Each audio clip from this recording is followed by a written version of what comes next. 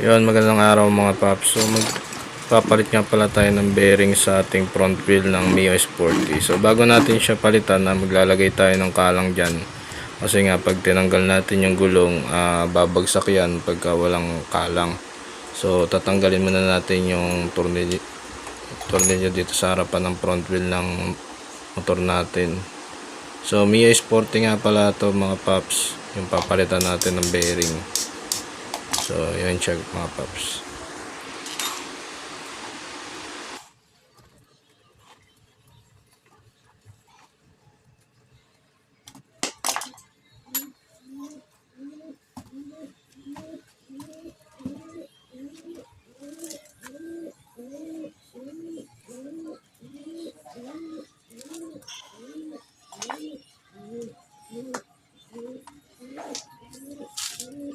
Yan guys, so makikita nyo durog na yung bearing dito sa bandang kaliwa niya. So dito naman sa kabila, para sa atin goods pa naman to, so hindi natin siya papalitan. Ito lang dito sa bandang kaliwa. Ayan, papalitan natin yan guys. So dito mga paps, kumuha tayo ng payat na bakal na mahaba. So dito natin pupukpukin yan para lumabas yung luma natin na bearing. So ayun siya mga paps. Yan o, kung makita nyo mga paps, durog na yung bearing. So napakadelikado nito pagka tayo ay bumibiyahe. So dito natin siya ikakabit yung bago. So lilinisin muna natin yan bago natin ikabit yung bago.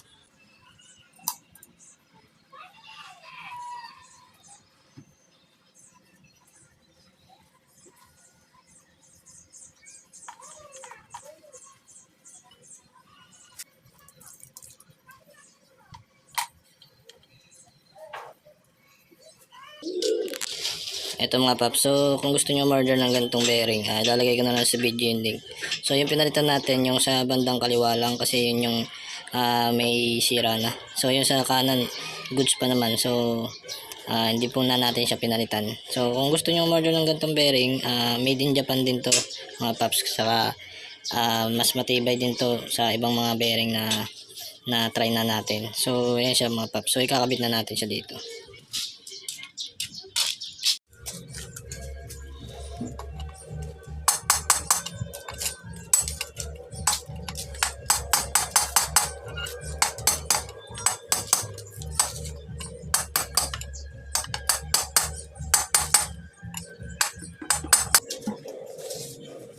Dumi yung may mo, gumawa ka niyan.